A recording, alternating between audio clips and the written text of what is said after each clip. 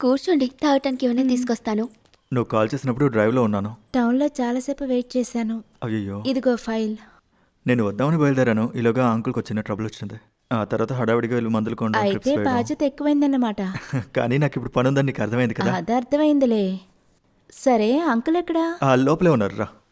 మీ madam ఇంత సూపర్గా ఉంటారని నాకు తెలీదు. నాకు కాస్త భయంగానే ఉంది. ఎందుకు? ఏమి వాళ్ళు చాలా ధనవంతులే, మనల్ని అసలు పట్టించుకోరు.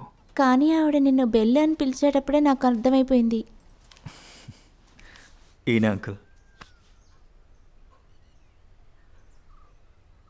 ఇలా పడుకొనే ఉంటారా? బెడ్ మీద ఒక స్విచ్ నొక్కితే లెగుస్తారు. రా. ఇదేంటి? అది అంకుల్ నన్ను పిలవడానికి పెట్టాను. నువ్వెప్పుడూ ఆయనతోనే ఉంటావు కదా. ఎప్పుడు పక్కనే ఉంటాను కానీ నోరు తెరిచి పిలవలేరు కదా. ప్రశ్న మీద ప్రశ్నలు వేస్తే పదా. ఎవరి ఐడియా ఇది? నా ఐడియానే. అయితే నీకు బ్రెయిన్ కూడా ఉంది. బో చాలా ఉంది. బెల్ని ఇక్కడి నుండి పంపించాలనుకున్నారా? పంపకపోతే కుదరదక్క. ఈయన చాలా సోంబేరి. హే, మనం అనుకుంటే మర్చేయచ్చు. అవును, జరపాల్సిందే. మరి బయలుదేరదామా? లేదు, నేను ఇక్కడ ఉండాలి. అంకుల్కి ట్రిప్స్ ఎక్కుతున్నాయి కదా. సర్టిఫికేట్స్ కాపీ అన్నీ తీసుంచాను, కానీ ఒరిజినల్లే ప్రొడ్యూస్ చేయాలి. నేను బయలుదేరుతాను. ఇంత త్వరగానా? ఇంట్లో చెల్లి ఒంటరిగా ఉంది.